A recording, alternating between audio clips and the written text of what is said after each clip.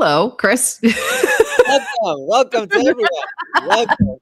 I was sorry to lead off, but that's okay. I'll take it. I thought it was you. Okay, why not? I'll do it. So, welcome everyone to our show. This is an impromptu show, by the way. This is not a normal time for us, but we're very, very happy to see you all here. Hope you all are well. How are you doing, Sarah, today so far? I'm doing really well. I'm really happy because the Argentina story is getting a lot of traction. I believe that it has rained down there in a lot of the areas, so they've gotten some relief from the fires, but the story has really taken off. We have InfoWars doing research on it now, which is great because they've really dug in deep on the fires here, and I just didn't because we just don't cover stuff like there's so many people that it's like the zone is flooded. I don't need to cover that stuff, but now they're drawing a lot of parallels. So I'm really happy to have them take off with it. So if you're into that story, I love Bulgaria.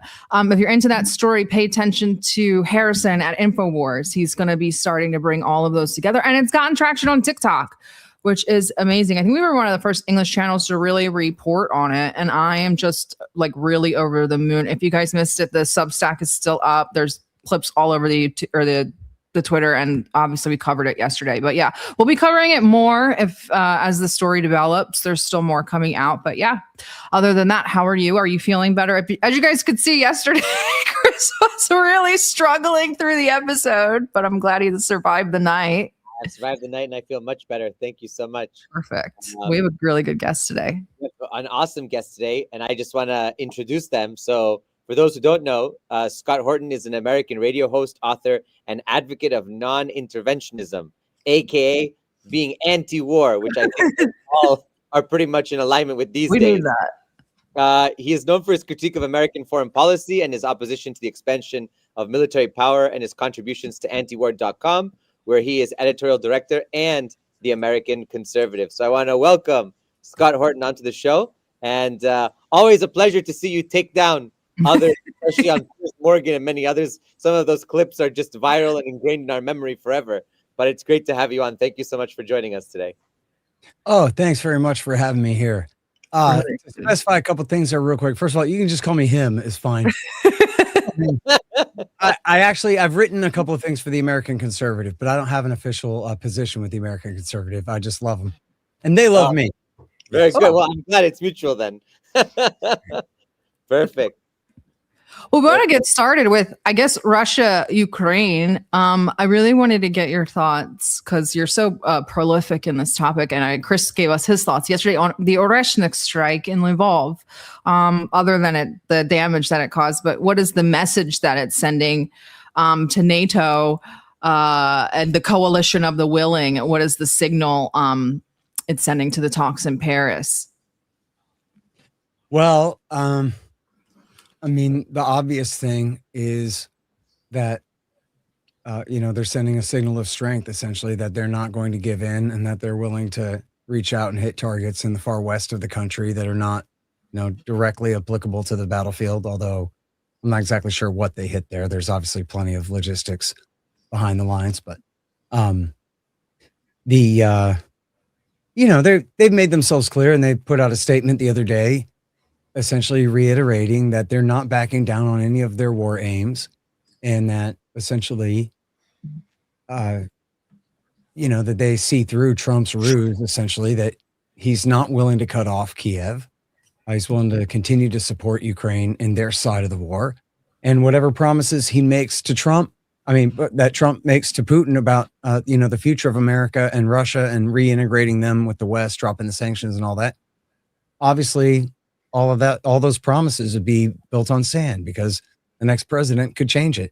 And it wouldn't just be if the Democrats win, if the Republicans win, if Marco Rubio wins or whoever else is next, they could also just reverse all of that. And so, as the previous presidents have all shown, they're all perfectly willing to break the deals of their predecessors. So Moscow basically has nothing to rely on as far as the carrots and nothing really to fear as far as the sticks, other than it's enough to make them angry, I'm sure. And there's a certain amount of, embarrassment and humiliation, I'm sure, that comes with being the Russian regime and having to essentially swallow this much all the time from the Americans and not be able to do anything about it. So, and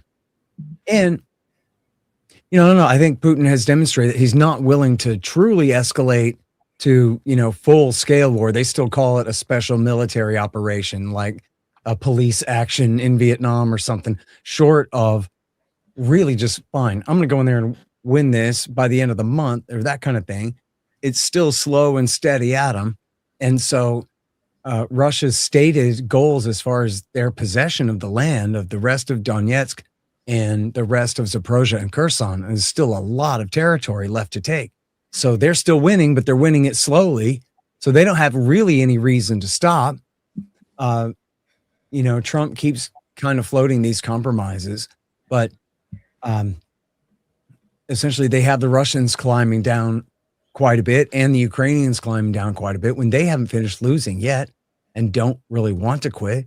And where Trump is in a very tough position politically, as much as I oppose his decision here, I understand the position that he's in, where even though it's all Biden's fault and everything, he would be essentially leaving America's friend high and dry to finish getting whooped if he was to truly cut off all aid to Kiev. So that's a very real stab in the back of, trust me, you and him go fight, but I'll back you up. And then actually, no, right? It's Trump, not Biden, but it's still the USA. And so politically, that's something that he's not willing to do. And then you have these idiot Europeans who continue to insist that they're promising war guarantees. We absolutely will not. Britain, France, Germany, Poland absolutely will not send in the infantry to help Ukraine fight now. But next time, we swear we got your back then. If they attack you, then we will invade. Then we will guarantee your security and fight even up to and including nuclear war. But definitely not this time, which is obviously completely absurd and serves only to keep the war going. So you guys would have to decide whether you think that that's deliberate because they want to keep the war going or because they're that delusional that they think that they can just pass on those obligations to future leaders of their country in the next 5 or 10 years or whenever they anticipate the war is going to break back out again. Which, as long as I'm rambling, is one thing that I actually am very concerned about too, that the war essentially won't even end when Russia finishes taking the Donbass and Zaporozhye and Kherson, because then they're still leaving a lot of predominantly Russian speakers, if not necessarily pro-Russian sympathizers to the nation state, but culturally Russian people and Russian-speaking people in Sumy and Kharkiv and Dnipropetrovsk and there's a couple of other provinces, oblasts, that are still east of the Dnieper River there. And so once they take these 4, now they're leaving all those people, an even smaller minority in the Western-dominated ethnic Ruthenian or Ukrainian state there. And so, geez, well, now we have to protect them too, right? I mean, that's what a state is a pretended protection force here. And so now that they have taken everybody who likes Russia out of Ukraine, or almost, then they've left the few who do still like them or identify as Russian as an even smaller minority. Now they're going to have to probably, I think, expand the war to protect them. Now, let's say it's 2 years from now, 3 years from now, whatever, I don't know, however long, and they've taken everything east of, maybe 6 months from now, I don't know, and they've taken everything east of the river. But now they have no Russian sympathy inside Ukraine at all. And Ukraine is now run by Andriy Beletsky, the leader of the Social National Party, who calls himself Der Führer and creates a Reich-type state based out of Lviv. Well, then Russia's going to stay at war against that new regime too, because it will be, as Beletsky calls his entire Azov movement, the anti-Russia. Mm-hmm. That's why they are there. And so, as I say, I wrote a book called Provoked about how this is, 51% America's fault here.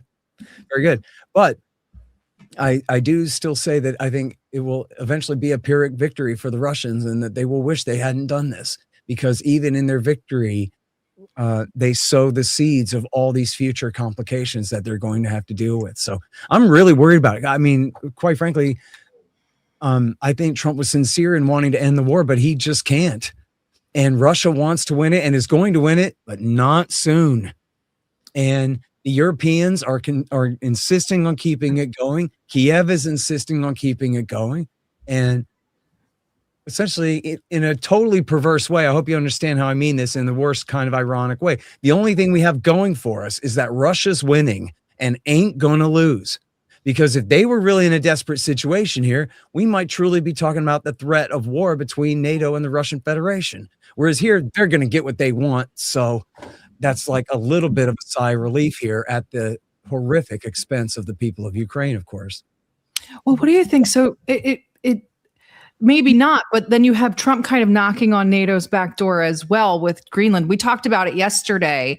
I feel like it's a really interesting ploy to kind of be like, well, you're weak on that Western or that Eastern front. I'm going to come right behind you on the Western front and you can't do anything about it. And I really think that's kind of interesting what position that puts the EU and NATO. Here's my thing about that. I don't think this comes from Trump, and I'm making this up because I just need to look into it a lot more. But I've read a few things from the think tanks over the years and whatever. But I think all this comes from the Pentagon Joint Staff. This is broad, long-term American military strategy for dominating the Arctic. And see, as we all learned in school, they were searching for the Northwest Passage and got stranded in Hudson Bay and all that stuff. Well, now it's opened up. You can take a cruise through there now. There's shipping now through northern Canada between, the landmass and the ice cap there. And but the same thing north of Russia. So that means they've opened up a new route from China to Europe without having to go around India and through Suez and all of that. And so it's a shorter way around, and it cuts out others of our friends and makes things easier for the Russians and the Chinese. And so there's this huge competition over the Arctic. So why does Trump want Greenland?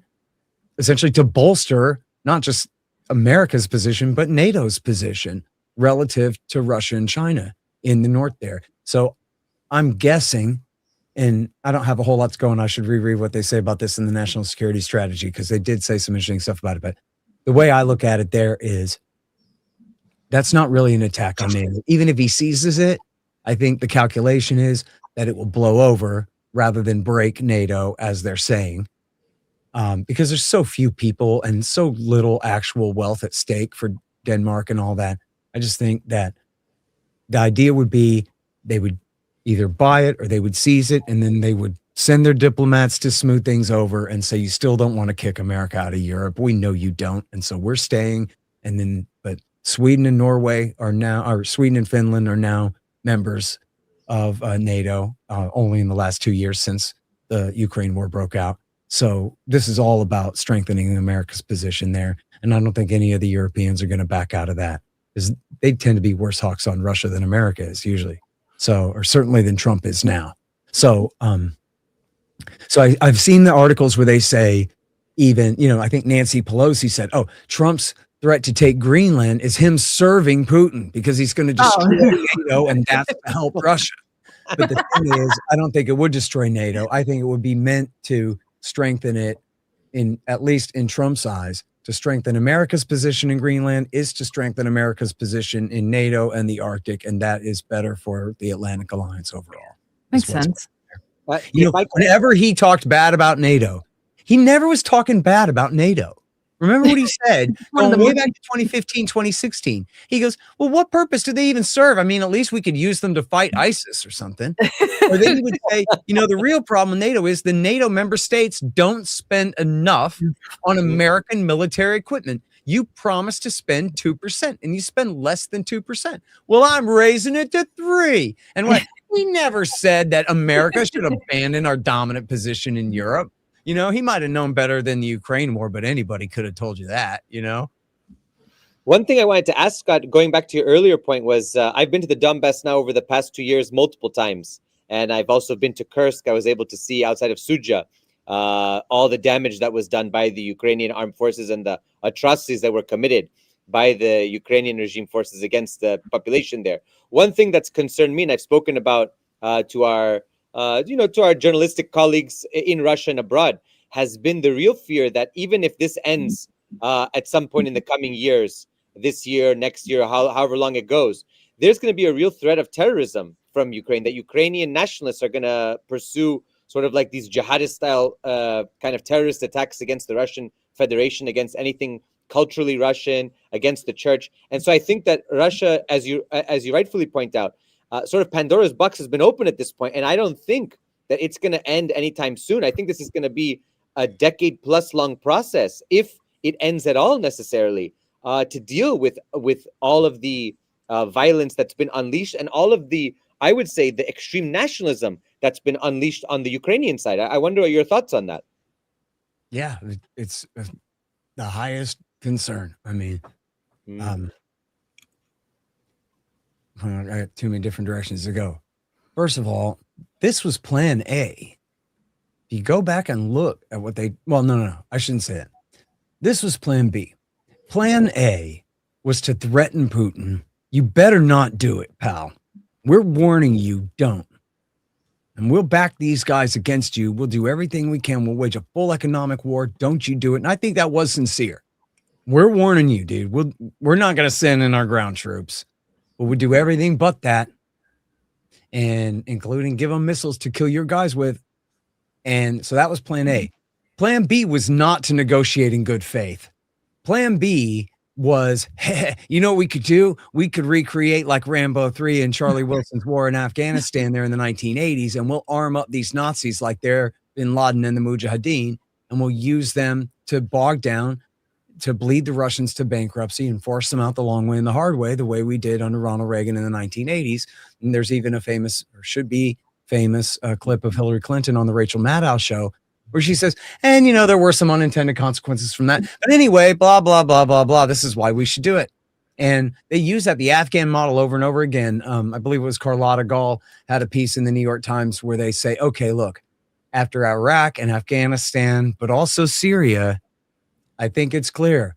We don't know the first thing about how to defeat an insurgency, but we sure know how to back one.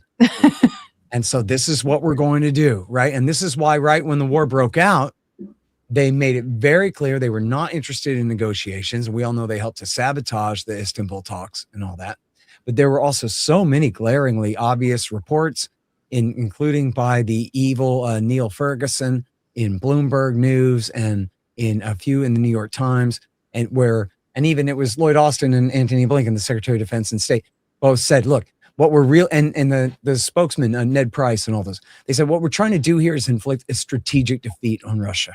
We want the war to last a long time. It was on April the 4th of 2022 that the Washington Post reported that there are some in America and the Eastern European states especially don't want the war to end too quickly because they're worried that that will leave Russia in a better position to do it again sooner, et cetera. So we're choosing Ukraine as the battlefield where we're going to use those people as the cannon fodder to bog Russia down and break them. And back to the way you phrased the question there, the entire assumption was that the Ukrainian army would be smashed and destroyed within the first few weeks of the fighting, and that it would be Nazi-led militia units the whole time. That was the analogy to the Mujahideen. The fact that the Russians invaded with an army, as Donald Rumsfeld says, you invade with the army you have. Yeah, well, they had flat tires and they were not prepared, and they got ambushed as hell and they invaded in 4 different directions at once, which was a mistake. They should have stuck to at least only 2, maybe only 1 straight to Kiev or something. And so, and their special operations guys got blown out of the sky with a little help from their American friends and some things like that. So the Ukrainian military was able to hold together still this whole time. They still have a nation state in the military. It's not fighting an insurgency at all. So we're on plan C, which is plan B plus, right? This is better than they always wanted. So now, more to your point, let's fast forward, I don't know, a few months to a few years or whatever the hell it's going to take until the Russians finally end up breaking that line and walking around wherever they want east of the river there. And then at that point, that leaves them right to Kiev. Kiev is, I have not been there, but I'm told is essentially like Minneapolis, St. Paul kind of thing, divided by the river. And so there's an entire like East Kiev on the eastern bank. So that raises the question of the safety and the health of the city of Kiev at all, and whether the Russians will just, shell it until the civilian population is forced to flee further westward, that kind of thing. And then, what kind of status quo, stasis, peace treaty situation is that? Not a very good one. And then you have anyone who ever liked Russia is no longer part of Ukraine at all. and where the dominant factions are in fact National Socialists and the proud descendants of those who served the Germans in the Second World War and all of that, as I show in the book.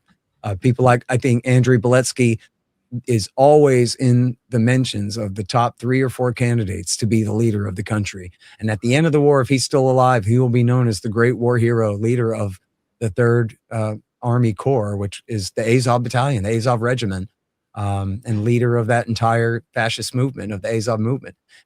It's very likely that he will be, eventually the actual dictator of that country. And there are quite a few others like him who are, very prominent in the National Corps and the Social National Party and all of that, who are still involved. I'm sure you guys remember Tannibok from the revolution on the Maidan in 2014. He and his son are still in the 12th separate special brigade, or whatever they call it. I'm sorry, I forget the exact title, in the National Guard, which is sort of Azov was split in 2 to the 3rd Infantry Division, and then also into the 12th Special Forces Brigade inside the National Guard. And Tannibok and his son are still big parts of that. You have Yevhen Karas from C-14 and a couple of the other major leaders like Dmitry Yarosh from Right Sector. These guys are all still in the field and earning points, earning stars and medals and things for after. And they were already, the only one who doesn't count is Andrei Peru, because some guy ran up and shot him in the back of the head on the streets of Lviv a few months ago. Oh, dear.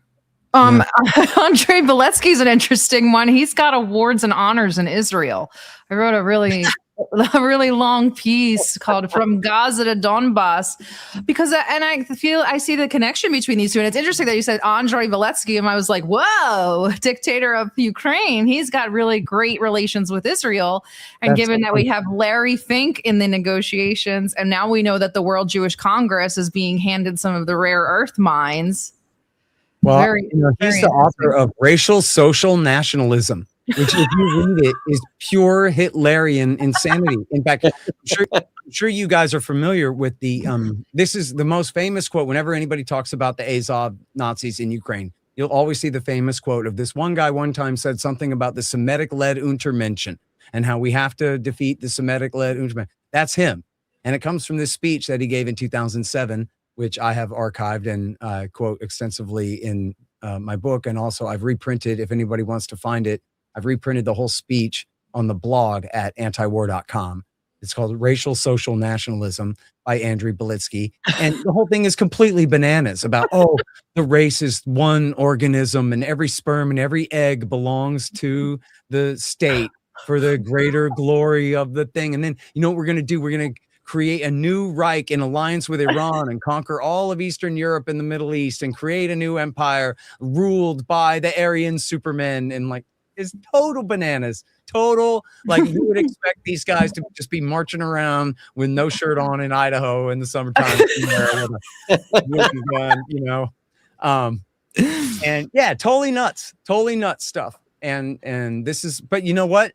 Just like the Bin Ladenites in Syria, hey, they don't mind killing and they don't mind dying. So if, going back to 2014, if the army is reluctant and even splitting over the question, send in the Nazis, which is exactly what they did, Yeah, send in the extremists. Exactly. I want to pivot to where other area of the world that were devastating, which is Venezuela / the Caribbean / Latin America.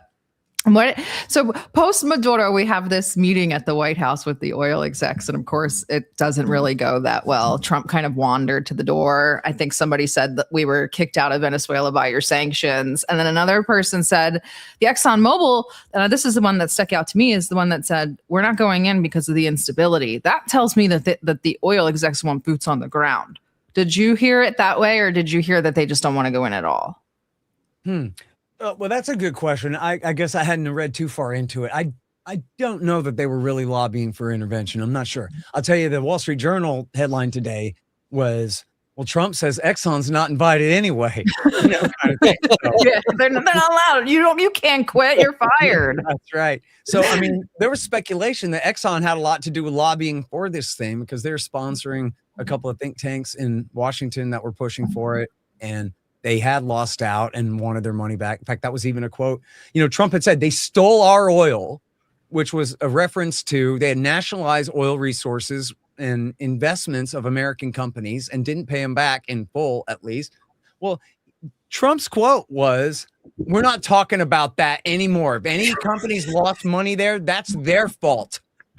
That's what Trump said. That's their fault. Oh, you made a risky investment in another country. Well, that's not the national government of the United States' responsibility, is it? Think about what that means. If any American company makes any investment in any third country, the American taxpayer is on the hook for regime change if necessary to make sure that they stay whole. Forget that. That's completely stupid. Says Donald Trump, the guy who just did the war based on that was his claim of why he needed to do it. I don't know. There's this great article from the New York Times from October about how Chevron's been there all along. And there's this Iranian-born guy who is a good friend of Hugo Chavez, who they kept on their board of directors in order to stay friends. And they've had this going all along. It seems like a lot of this had maybe to do with the gangsterism over Citgo and Paul Singer and his Amber Energy getting their claws on Citgo through lawfare, over this extended period of time. That seems to be a huge development. I don't know exactly how much that has to do with the motivations for the war, but sure is a pretty big spoil of it already there. But remember what happened now. All my comments on all my mentions on Twitter said, "Listen here, homo. Let us tell you something, boy. Those commies have got to go." Right? And then like 4 hours later, Trump says, "Listen, the right wing has no support inside the country. The leader of the right wing, she does not have the respect of the people or the government, the system in Venezuela to be in charge." So what does that mean? Welcome still to the warm embrace of collectivism. We're just going with the vice president and we're going to keep her and she's going to do what we say or else. But otherwise, I was reading a little bit of some old Greg Palast today, and he says, well, this new lady is to the left of Maduro. Now, she might be more likely to go along with America with a gun to her head. Remember, Trump threatened essentially to murder her. Yes. So if she doesn't do what we say, she'll suffer a fate worse than Maduro, who was raided and captured by Delta Force in an Afghan-style night raid. So that's pretty bad. That's a threat of putting a bullet to her head. So it understandably, she's probably going to try to figure out how she can make concessions to him. In fact, one of the things that Palast said was that, I'm not sure if he said against her advice, but that I guess he just didn't think she would have made this stupid blunder. But Maduro told British Petroleum to go to hell after the French left. And Palast thought, you idiot, man, that was your insurance policy right there, is make a deal with them. You know what I mean? For him to be that stubborn, he thought that this lady would not make that kind of error. But so to the question of Exxon and these other oil majors going down there, though, if Trump knows he cannot overthrow the regime, he cannot do a regime change, just a president change, then, and he knows that he's stuck with the commie gangster regime as it exists there, then, and the oil companies see that and probably agree with that. They probably don't see an avenue for the right wing taking back over the country without a civil war. Or God knows what could happen if they really try to do a full, de-Bothification program kind of thing, right? So then where does that leave you if you're the CEO of Exxon? Mr. President is asking you to go back in there, just keep the Chinese out or something, supposedly to try to lower the price of gas for Americans. But that doesn't make any sense because that oil's not profitable at less than $96 a barrel or thereabouts. It's because it's some very inaccessible and very dirty, heavy, sulfur-ridden crude. So, I think it makes sense that the oil company is going to be very reluctant to go in there and make any kind of major investments. And Trump even said, by the way, he floated, well, maybe America would just have to help support American taxpayers. All that we went from the oil will pay for it to you will pay for the oil like in a day. So I really don't know what's going to happen there. And I'm afraid that he's going to get frustrated with the commies and then try to double down and make it worse rather than backing out. But I don't really know. What do you think about Rubio becoming the president of Cuba? It's like Rubio's goose. It's like Revenge of the Gusanos. Yeah. Listen, I could imagine what it's like in the Trump White House right now, right? Where, you know, they're not telling him, let's go, you know, nose to nose with Beijing over Taiwan or something.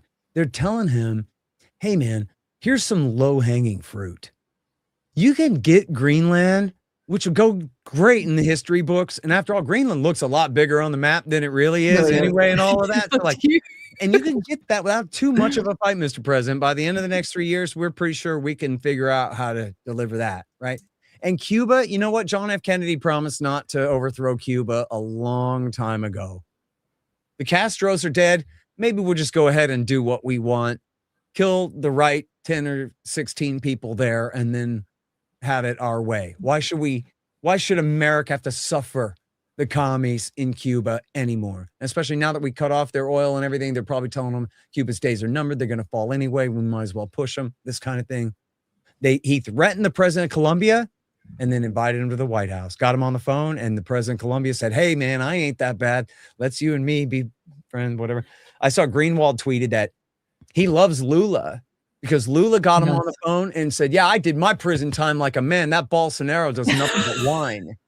And Trump said, okay, I like you. And it didn't matter that this guy's the commie and that guy's the right winger or whatever. He doesn't care.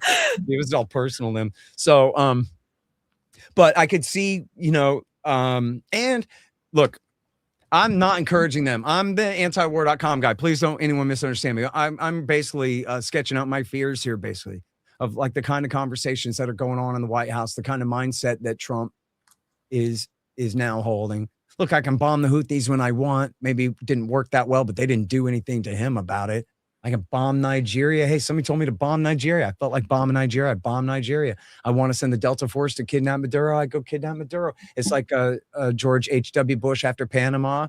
War is easy and fun without having to deal with the Soviet Union in our way. We do whatever we want. Do with a lone superpower, you know? And it just, I can see them, especially Rubio, promising Trump that, yeah, man, this would be easy and even. And quite frankly, like, you guys got to admit that this is true, right? That, like, it is perfectly within the realm of possibility that an American agent could put their eyes on the Ayatollah Khamenei and America could then drop a 2,000-pound bomb on his head. I mean, they could do that. If they can send in the Delta Force to kidnap Maduro, they can sure as hell do an airstrike in Tehran, or even a lot of them. And after all, like, even in the so-called 12-day war last June, they killed because they deliberately targeted officers and leaders of the different government departments and stuff. They severely rattled that regime and you know, not just set their weapons program back, but put a bunch of junior people in charge because they killed all the senior people in the, you know, in the technocracy of the administration of their, you know, fourth branch over there, you know? So could Rubio convince Trump that, look, we could probably not just kill the Ayatollah, but maybe kill off the regime? Maybe we kill the Ayatollah and a few other mullahs, and then we give the monarchists a chance to swoop in there, that kind of thing. Now, I don't think it would play out like that. I think it'd probably end up in a disastrous civil war. But could Trump be like excited, like high on the ease of the Maduro capture there, and think that now, just, look, this is exactly what happened with H.W. Bush. Panama was a breeze. Let's do Iraq, man. We can do Iraq. And of course, you know, we've been bogged down there for 34 years ever since. Hardly a break, bombing them essentially ever since then. But on the idea that, if you guys remember, I don't know if you're old enough or was into it at the time or whatever, but when W. Bush marched into Iraq, especially for the first, you know, few months there, the idea was, and you heard this a lot, and even especially from W. Bush himself, but from just kind of everybody, that the U.S. Army is like a giant bicep, right? Like, you just, it is the big green machine of strength. And there is nothing, and there is no one who can oppose it. And so the U.S. Army will have its way. They will do what they want. They will go into your country. They will change the regime, and they will make things the way we want them to be. Because, like, how crazy are you that you think that there's a force that could stand against the U.S. Army right now?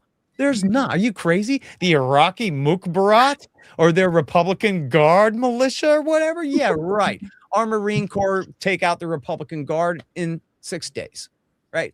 But then, so you see how misleading that mindset is, because they ended up fighting for all different factions where they didn't, probably most of them, understand what was going on nearly as well as the people reading antiwar.com did about who was on whose side over there and what they ended up sacrificing all that blood and treasure to gain, which was nothing for the United States of America. You're absolutely right. And one of the things that, you know, people don't often talk about, they're like, oh, we only had, I don't know, 3,000 dead, 4,000 dead, whatever it was, not to mention the 100,000 plus injured. And we're talking no legs, no arms, loss of sight, burned beyond recognition. I mean, those IED placements that came just after that 6-month, 8-month period, when you saw the resistance then build up. And I was in high school at the time. I was protesting. We were very much involved in the anti-war movement. And my family's from neighboring Iran. We all knew what was going to happen. It wasn't like it was rocket science. You didn't have to be, you know, a PhD in political science or international relations to know that going into Iraq in 2003 was a very bad idea. But everybody, you know, you remember that rally around the flag moment, you know, especially after 9/11, those couple of years, everybody was like jingoists, forget about nationalists. They were hardcore. And if we disagreed, you support Saddam, you support bin Laden, you support everybody. And I was like, I don't support either of them. I just don't support going to another, you know, failed war. But that was what ended up happening, as you know. One of the things that I think is very concerning about this moment in Latin America is we have, of course, we know John Bolton oftentimes talking about troika of tyranny back in the first Trump administration, Venezuela, Cuba, Nicaragua. You have Venezuela now in this situation. You have Cuba now feeling the pressure. Nicaragua is the next target. And I just wonder about this new sort of Monroe to Donroe doctrine. What do you make of this? Do you think the U.S. is going to be aggressive again in Latin America as it was in the 70s and 80s? Are we entering a new phase of, you know, arming Contras and things like that? Because it could really destabilize the region, and it will add to our crises, by the way. It will create migration issues. It will create economic issues. It's not going to solve a lot of problems. It's going to create new problems, which in turn is going to boomerang into the U.S., I think. Of course. I mean, look at the MS-13 gang. That has its origins in Ronald Reagan's dirty war in El Salvador in the 1980s, which led to a bunch of refugees fleeing to Los Angeles, where these kids grew up just in time in South LA for all the gang culture during the crack wars, which were fought over, of course, CIA funded, I mean, literally supplied cocaine brought in to be sold to the people of Los Angeles in order to help pay for the secret war in Nicaragua that Congress had banned all funding for it. So they had to find another way of supplying the revenue. So then you had all these immigrant kids from El Salvador growing up in South Central LA right during the time of all of the worst of the crack gang wars. And then they created MS-13 or whatever it was called then. They, you know, created their gangs. Then Bill Clinton sent them home and deported them back to El Salvador, where they took over the whole damn country and turned it into just total lawless criminal stand, right? And then started sending their gang members back into the United States to compete with the Latin Kings and whoever else, and you know, establish an extremely dangerous territorial gang, basically, I guess, based on selling drugs and whatever black markets that they're running there. Became extremely dangerous American gang. All that is Ronald Reagan and Bill Clinton just screwing around, dude, you know, making decisions that, well, whatever, be somebody else's problem. So what do they care, you know? And so, yes, it was funny. I'm the worst on Latin American stuff. I mean, I've paid a little bit of attention to Venezuela, like when we're messing around there mostly, but just like me, the United States has been very distracted in the Middle East and screwing around in Eastern Europe and then even East Asia and all that. And there's been, in my case, a terrible, regretful neglect. But in the case of Uncle Sam, a little bit of a benign neglect of Latin America, where usually that's who they're screwing around and overthrowing and killing. And they had a much more hands-off approach, if only just because they're too distracted during W. Bush and Obama, you know, type era in the early part of the century. Not that they weren't messing around at all. Of course, Bush supported the coup in Venezuela in 2002, and Hillary Clinton over Obama. Obama said, we condemn the coup in Honduras in 2009. And his Secretary of State said, shut up. I'm in charge here, not you, boy. We hereby endorse the coup. That's a direct quote, I think. And and then of course that led to the basically this is the guy that Trump most famously recently pardoned, was the guy that took over there and established the giant like right-wing pro-business, pro-drug mafia regime there. And then that massive increase in criminality was what led to the giant refugee movement of Hondurans traveling across Mexico to get to the United States. And there's a famous clip of Hillary Clinton where the reporter lady says, look, they found the loophole in the law that says if they send unaccompanied minors and they can get into the country. So now we've got this flood of Honduran children at our border. What should we do with them? And Hillary Clinton goes, send them back. Screw them. And you know what? Like, I got to say, honestly, I think it's possible that she never considered that it was all her fault at all, because she doesn't think that way. Could it have been something I did? Did I leave my cigarette lit in my hotel room back there? You know what I mean? Like, nah, she's not worried about that. She's not worried about that. But that was, of course, a direct consequence of her messing around. So, and now Trump is, constantly threatening to attack the cartels down in Venezuela. I mean, pardon me, in Mexico, and I don't know the degree, but I'm sure it must be true by default, right? Sure. Presumption of guilt that the regime in Mexico City is completely tied up with these drug gangs and completely corrupted in their police and military and judicial forces and everything, the way it always is down there.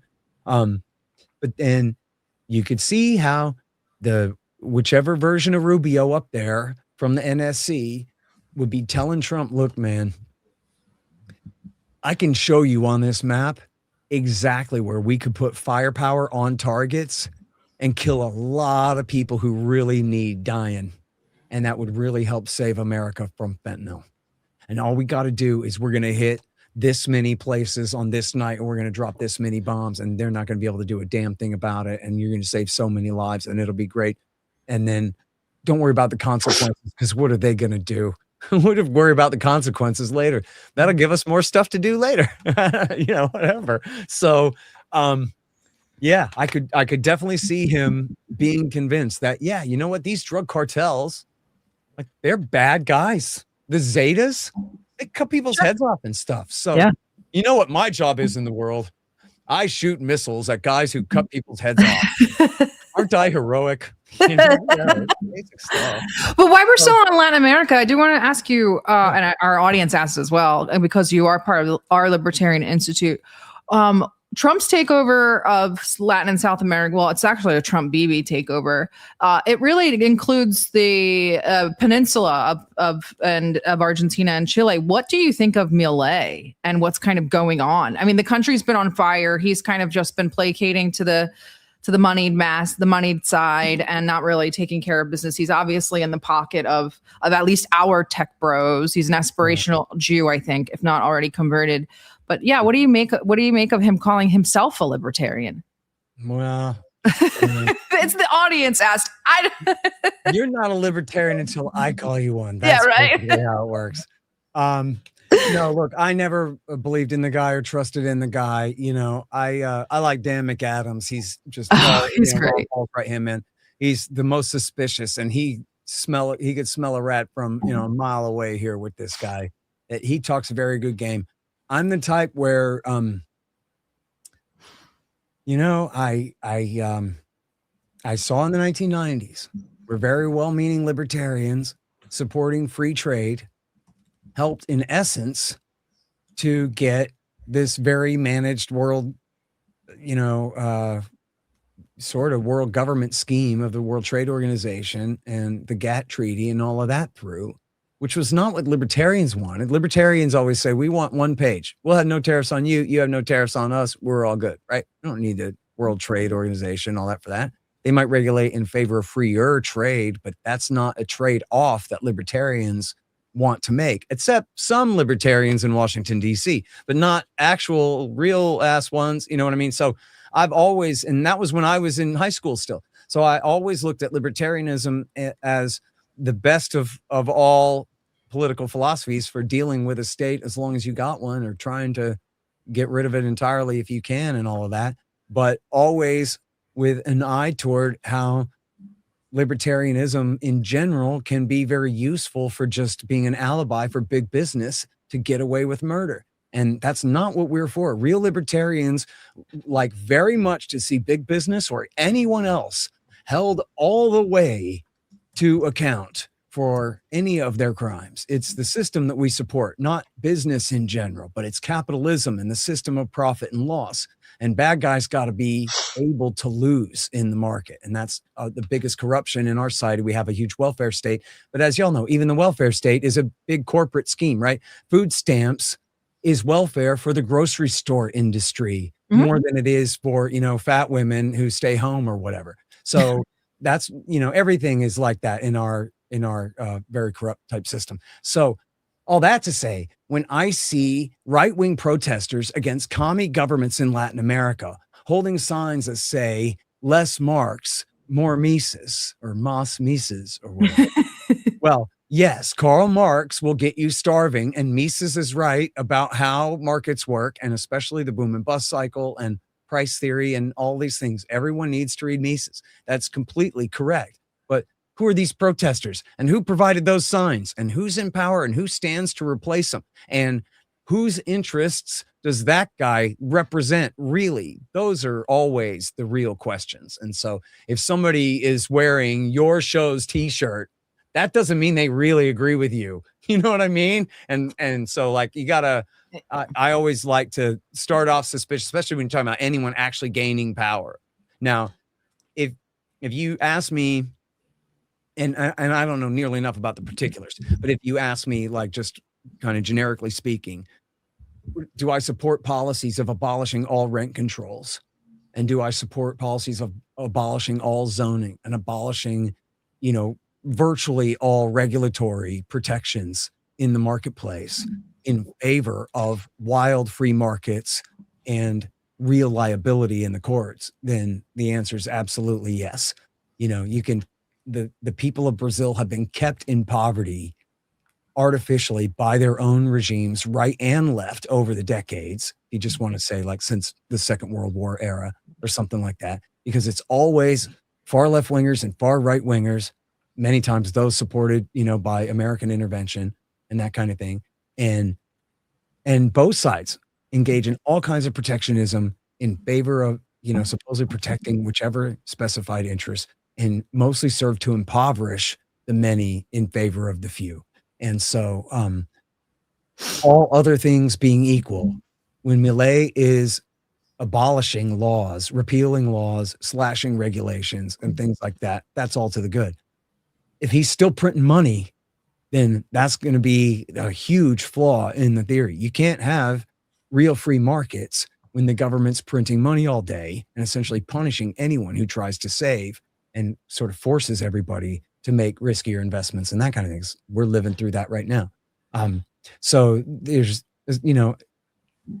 like, let's say if Ron Paul was the president and was young and strong and like ready to do like everything that he wanted, there still would be a lot of difficulty baked into repealing the state we got and making things better and allowing freedom to do what it has to do, to free people to do what they have to do to make things work and to let prices adjust to where they otherwise would be, et cetera. Take our housing market right now, where prices are absolutely propped up far beyond what the market would bear. And as Trump even said, yeah, but if we start expanding supply, then all those older people who their entire net worth is in their house, they stand to lose.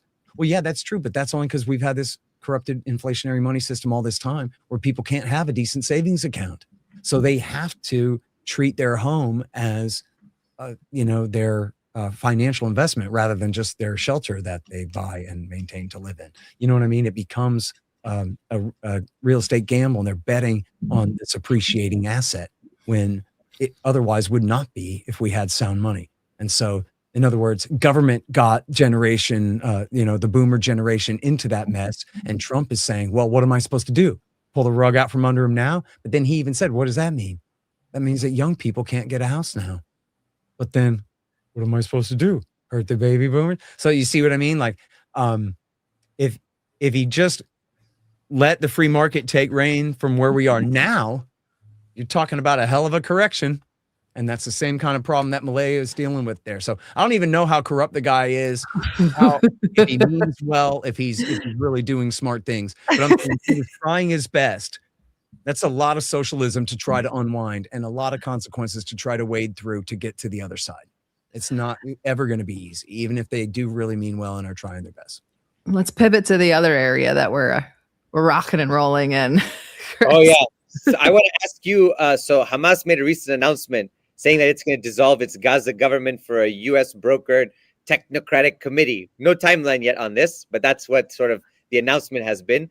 How is this engineered by Washington and Israel to install a compliant regime and basically, in effect, sidelining any sort of Palestinian self-determination? What do you make of this?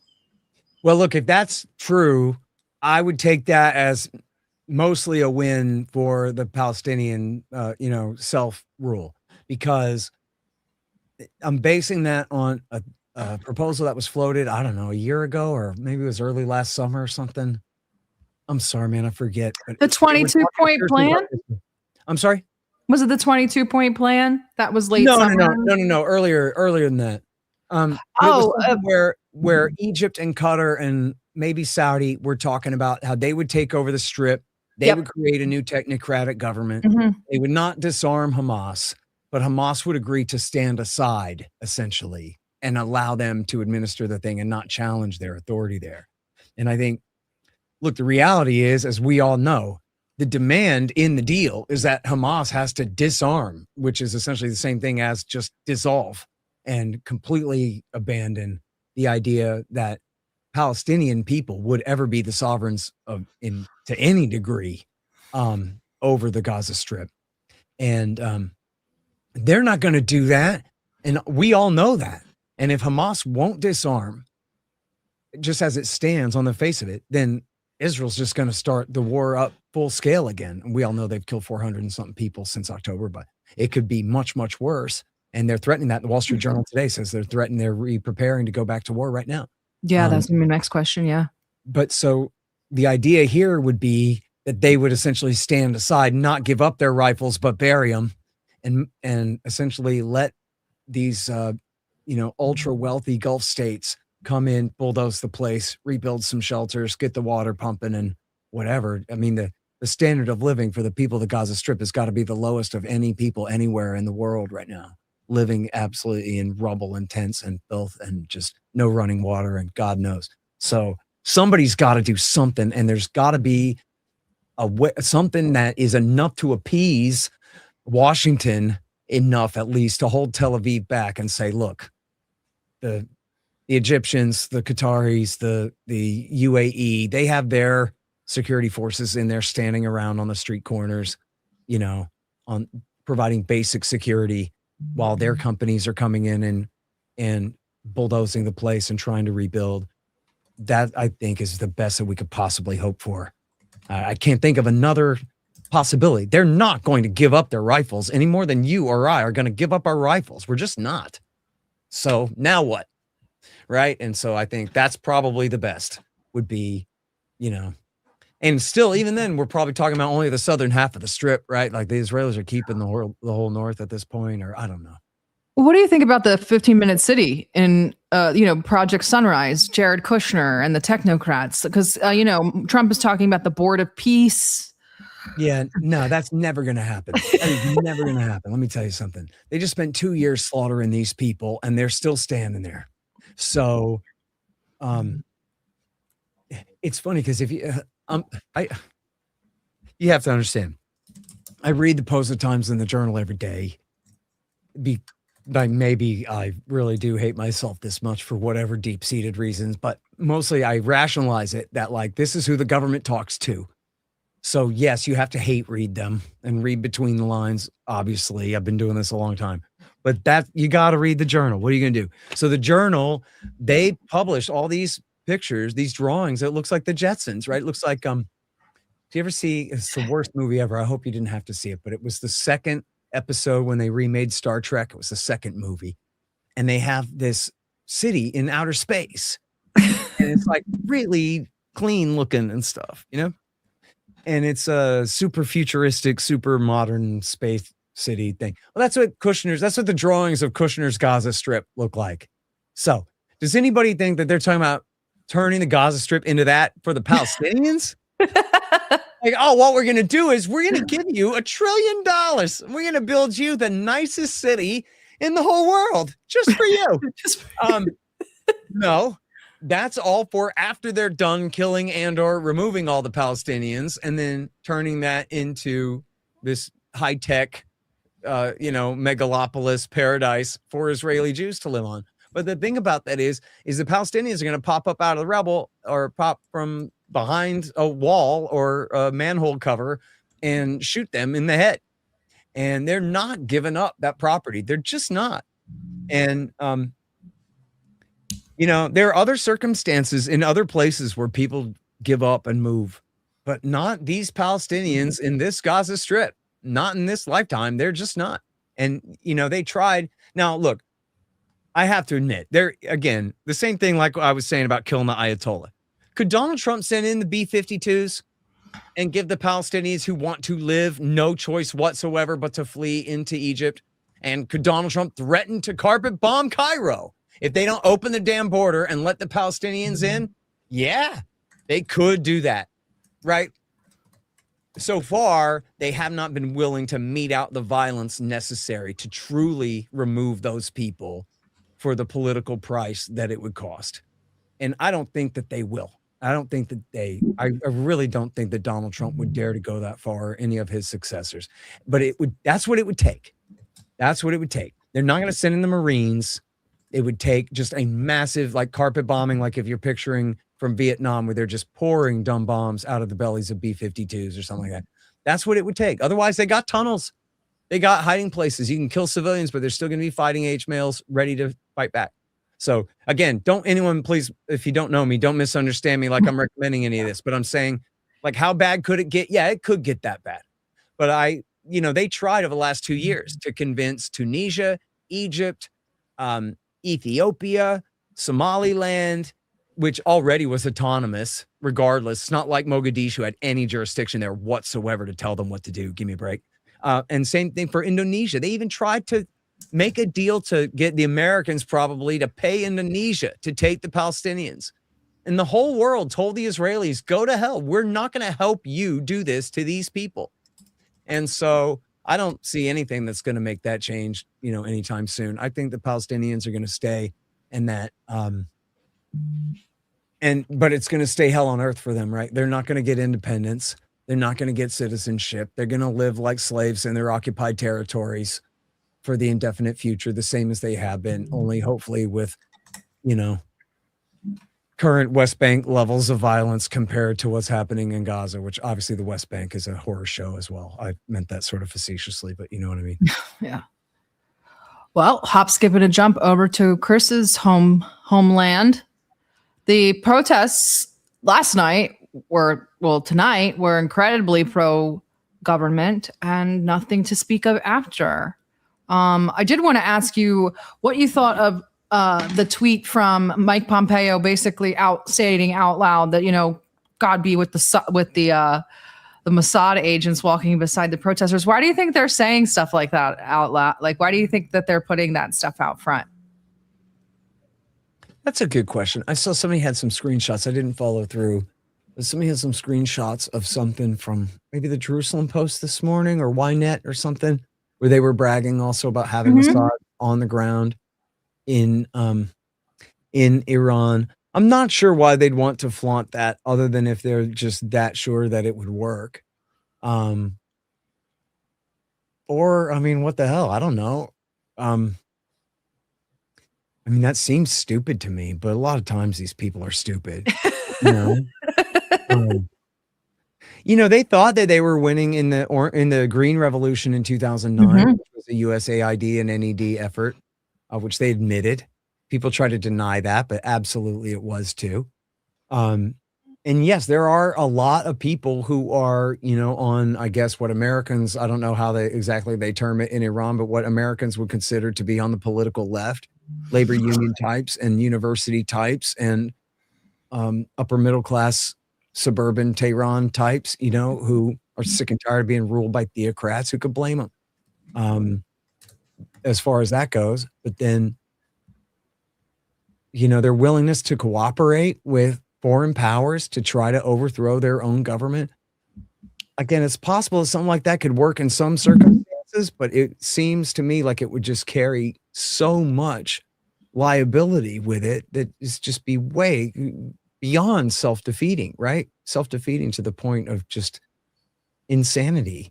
Like, imagine the Occupy movement in New York carrying around pictures of Chairman Mao or whatever, or like being obviously paid directly by the Chinese, right? I mean, or whatever, the Tea Party and the Russians, or whatever, J6 and the Russians, however, whatever kind of way you want to frame it. So, yeah, I would imagine that, and we've seen this for years and years in Iran, where whether it's true or not, it probably is true most of the time, but whether it's true or not, the Ayatollah always blames dissent on the CIA. And it's believable because a lot of the time it is the CIA. And everybody there knows that. And sorry, because the other point about the Green Revolution thing was, yes, you can find a lot of people in the city centers who lean progressive, relatively speaking, and don't want to be ruled by the mullahs. But then what about the rest of the country? I like to make the comparison to the anti-war protests in Austin before the Iraq War. The Austinites tried to stop the Iraq War. There were like 50,000 of us out there. More than that, maybe. On February and March 15th, 2003. Let me tell you something, okay? Nobody thinks that we were representative of the people of the great state of Texas, much less the people of the United States of America. 70% of whom, supermajority percent of whom supported that war.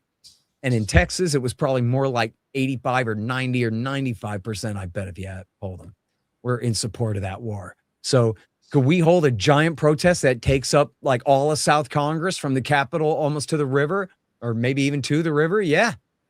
Does that mean that, oh no, the government of Texas is about to fall and there's going to be a revolution? Yeah, no, it does not mean that at all. And if we had all sacked the Capitol building, well, then the state troopers would have rousted us right out of there and probably not even had to call the National Guard, right? So, yeah. And it would have been conservative, Hispanic, Texan state troopers rousting all the liberal white Austinites out of there on behalf of the George W. Bush regime.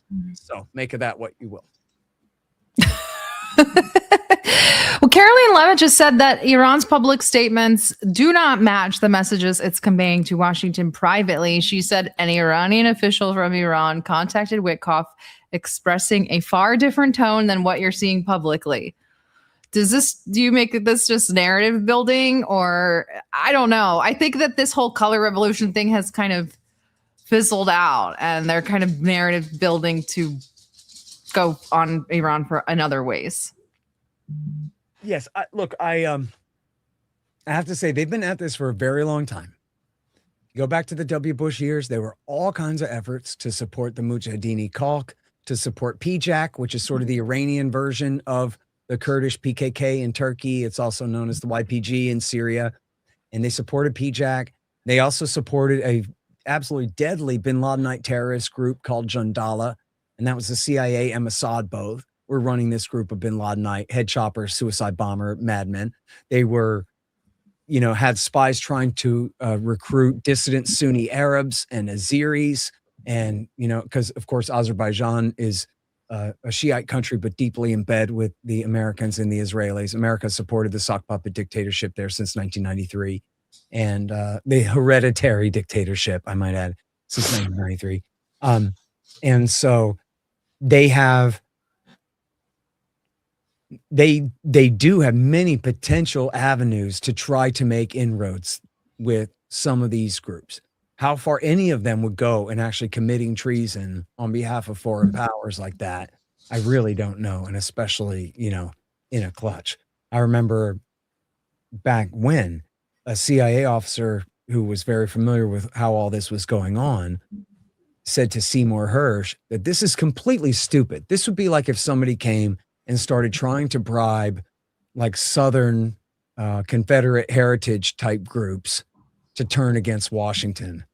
Well, sorry, pal, but it turns out the losers of the Civil War are actually the most patriotic Americans of all. and no, they will not commit treason against Washington on behalf of the Ayatollah or anybody else, right? And so that was like part of the equation in Iran. They're trying to pass out money to all these people that turn against the regime, but just because you're not a Persian Shiite doesn't mean that you're willing to commit treason and try to overthrow your government or die trying. So now I should hasten to point out though that they did get bombed as hell again. As I was saying earlier in the show, they did get bombed as hell last June, and they have been under a massive financial war for decades now. And Trump has put on every sanction under the sun that he could think of. And then when Biden came in, he kept them all. He did not go back to the JCPOA. He kept it on full crippling sanctions regime. And they have 40% in price inflation on the shelves in Tehran in just since June, right? So in half a year, 40% inflation. You understand what that means? That means that anyone who had their savings denominated in Iranian currency has lost everything. Has lost everything. And it means that people who work for a living, their cost of living increase is the last thing to keep up with the prices on the shelf. So it means that bread and orange juice and basic things become immediately unaffordable. Meat becomes unaffordable. This is why people turn on Joe Biden. This is why people are turning on Donald Trump right now. This will cause any patriot to turn on his Ayatollah when people cannot afford to put food on their family, as George W. Bush would say. And so that I'm sure that has a lot to do with the riots in the street now. And can the U.S. Treasury Department do a lot to continue to help to destroy Iran's currency? Yes. And can Iran's government? I mean, I don't know anything about who runs their central bank over there, okay? But virtually no central bank anywhere in the world knows how to do anything except print money all day. How are we going to afford these rising prices if we don't print more money? And then they just print more money. And it's suicide, but a lot of times they just can't see past the end of their nose. And under, the sanctions regime that they're under now, and whatever economic setbacks they suffered from the war last June, that very well can be their death warrant. You know what I mean? They would not be the first regime to be at least severely destabilized or crippled or even overthrown, or even to just crumble due to a lack of faith in the currency. So, again, like I was saying with my reference to H.W. Bush there, at the end of the first Cold War, the other superpower no longer exists. There's only one. Now, W. Bush and Barack Obama and Trump too, and Biden, they have blown America's wad. They have wasted, and Bill Clinton before them, don't let me let him off the hook. They have wasted so much on imperialism over this time. At the same time, they have built this massive global military apparatus. As wasteful as it is, it's there and it is strong as hell. And if you have a president who just all the usual mores and niceties are off, and he can just do what he wants and send in the Delta Force to kidnap a guy if he feels like it. And as he told the New York Times, he said, there's nothing to stop me but my own sense of morality. Right? Daniel McAdams said, isn't that a Charles Manson quote? But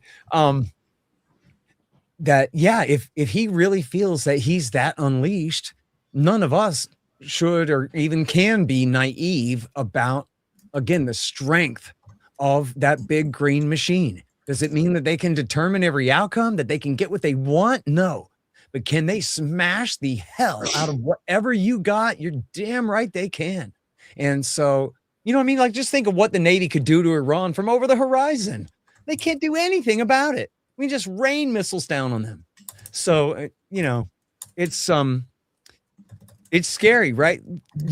It's funny to think of like W. Bush being more restrained and having like even the neocon kook Stephen Hadley whispering some concerns in his ears, right? Like, is anyone urging caution to this guy about anything at this point?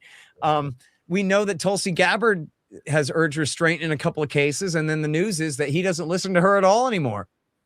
The director of national intelligence doesn't advise the president because she's going to say things he doesn't want to hear, so she's not welcome. And it's a pretty bad position for us to be in, really. It's, I hate to sound like one of these like boo-hoo, never Trumper types, but he is very unleashed right now. And as bad as we wanted him to be Ron Paul, he always was Rudy Giuliani.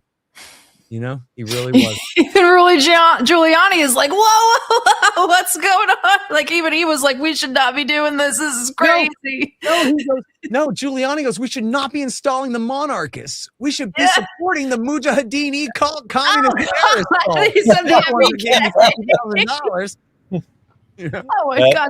All right. One last question because we're way over time, but I have to ask you about the police state. We've been covering it here. I know this is probably a topic that you are very much on. We've covered the NSPM7, what denotes people as domestic terrorists. We've covered the Bondi memo. Now we have a NOM policy. People are not allowed into the ICE facilities without getting 7-day heads up. Well, of course, we have ICE out on the prowl.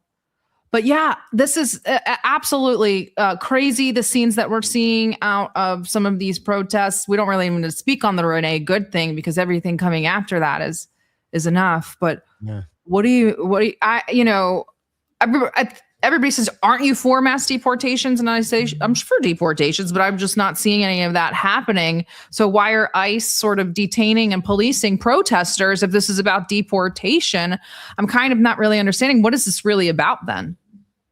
Yeah, I mean, it does seem essentially what it is it's immigration theater, right? The American people elected a guy who had made huge promises about reversing immigration. He has succeeded in closing the border probably better than any president of my lifetime.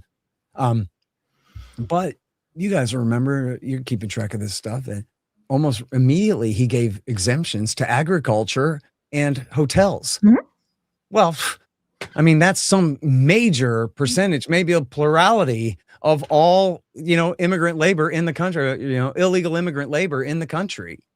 Tyson Chicken. Oh, no, you can have all the illegal immigrants you want. And, whatever, Archer Daniels Midland, all your farms. Yeah, you can hide. Yeah, no problem there.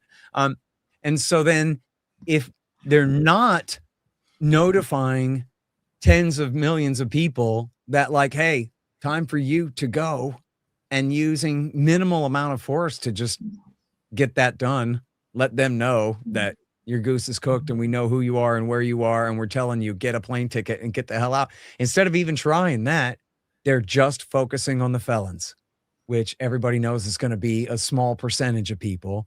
And then they can make, by beating people up, the effect of that, probably more than anything, is turning people against immigration enforcement. If this is what immigration enforcement looks like on the larger level, but then for people who are the most hardcore on this issue on the right, I'm not saying this is necessarily working, but I'm saying it seems like the thinking is this will essentially trick them. They'll be satisfied watching a couple of guys get knocked over the head and dragged out and thrown in a van. And yeah, we're getting those immigrants now, and not realizing that they're, sacrificing quantity for quality here. Yeah, you got to see a guy hit in the head, but what you didn't see was 50,000 people who should have been deported at the same time as him, right? Who apparently are not being notified that they got to go. And so I think it's essentially a big bait and switch. I don't know whether they're deliberately trying. I mean, think about it like this. Let's say you ran a gigantic multinational corporation and you wanted illegal immigrant labor to relieve the upward pressure on wages that you are suffering from your employees. And you do not want the Republicans to kick all those people out of the country. Well, might you advise them? Here's what you do. Deport a minimal number of people, but just make a big show of it and be a real, brutal jerk about it. That'll satisfy your base and it'll turn the rest of the people against the policy. I'm not saying that I'm that conspiracist about it, but I'm just saying, in effect, that's, how it's playing out.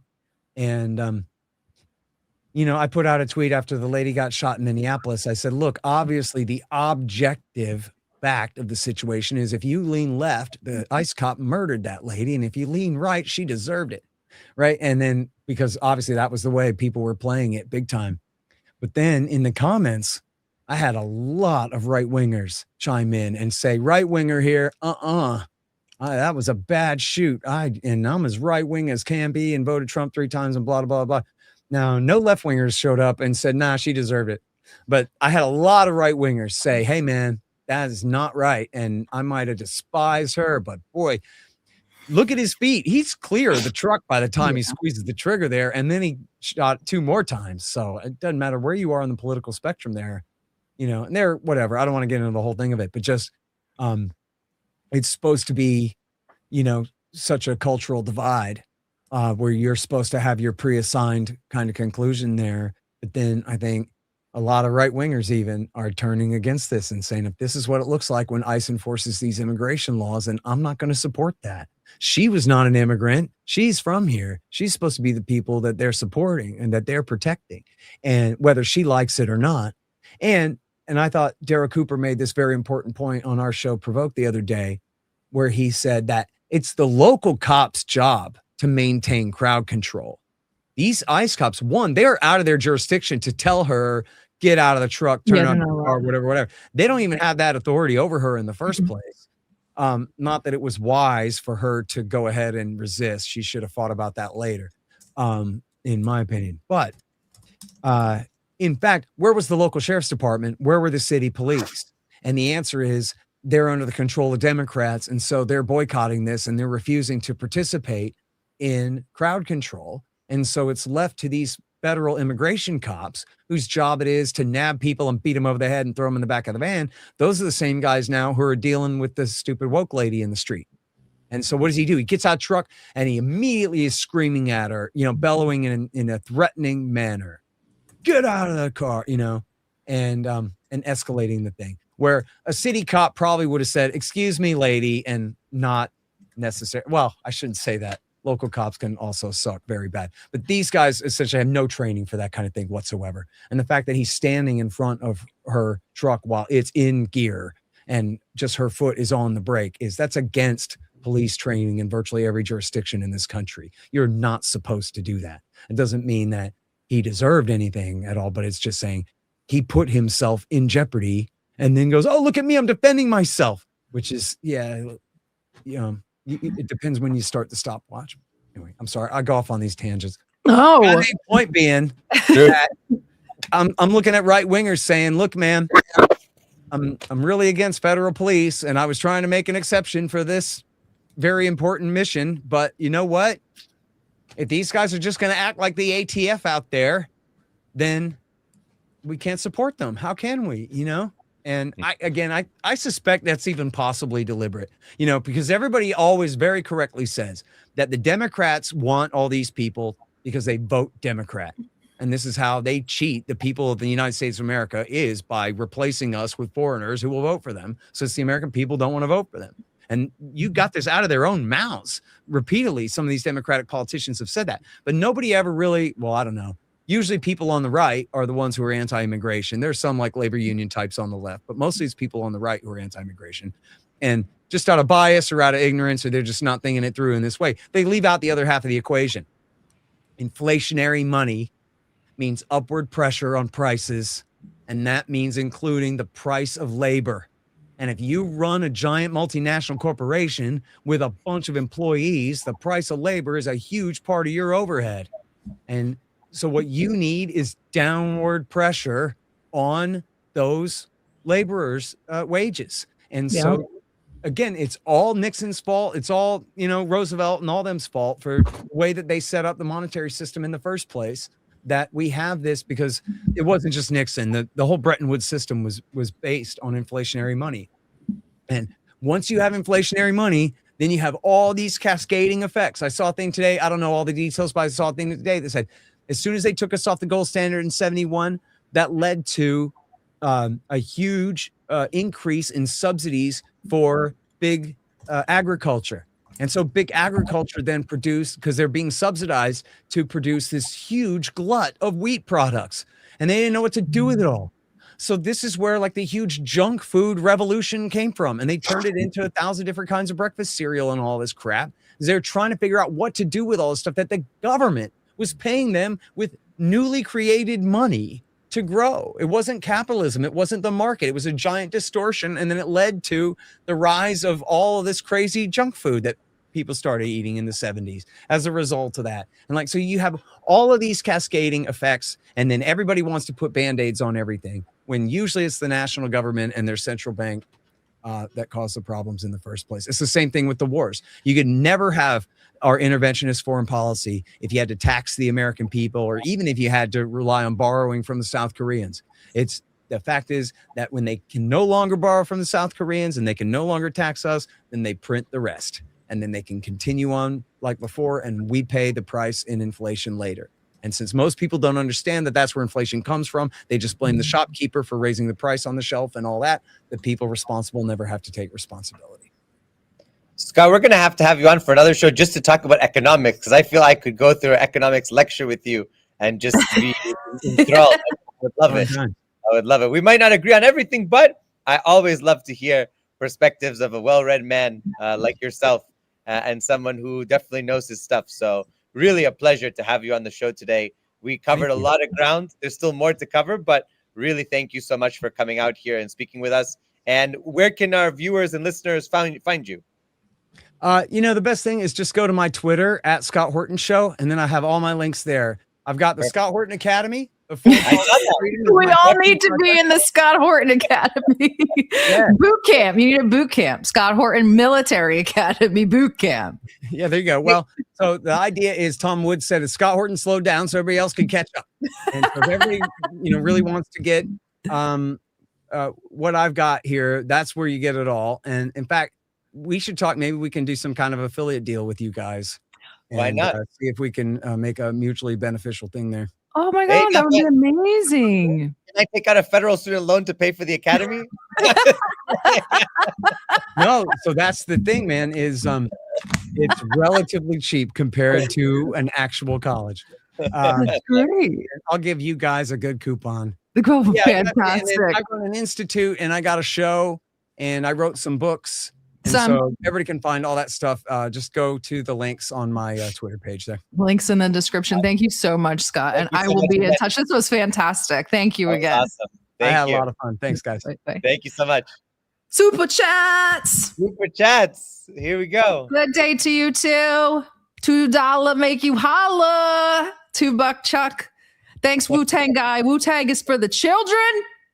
I live in Chile. Yes, Alan. We have talked about Chile too. Our wonderful, wonderful admin from Chile. She's great. Has also talked about it. This is something we're going to continue to talk about. We're one of the only English speaking, or at least Western channels sort of pushing this story. So we're going to continue to talk about it. And Alan, if you know any Argentine or Chilean journalists who want to be published or come on the show, please tell them to email us or DM us. I'm having a hard time finding Argentines that I can get a hold of, even not even just that speak English. I can't even get a hold of them.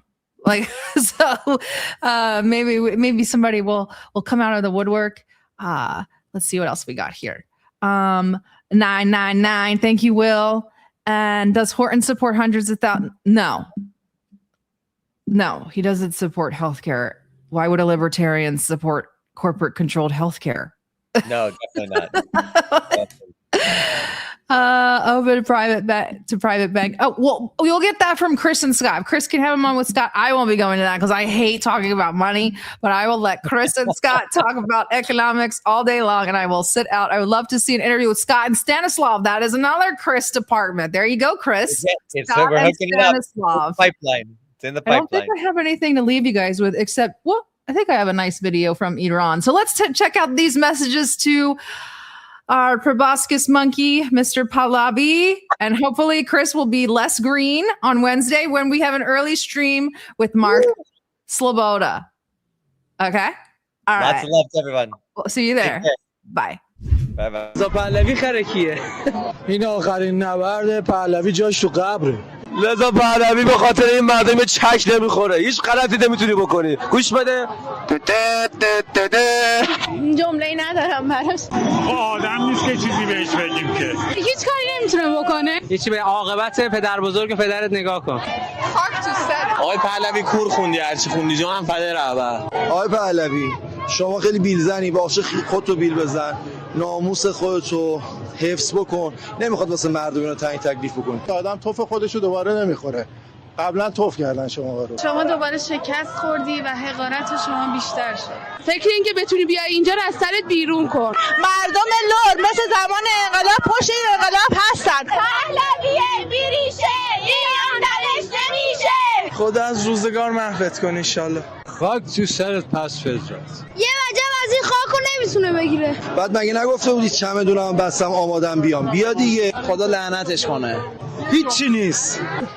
لایق این که چیزی بهش بگیم نیست. مثلا نمیبینمش.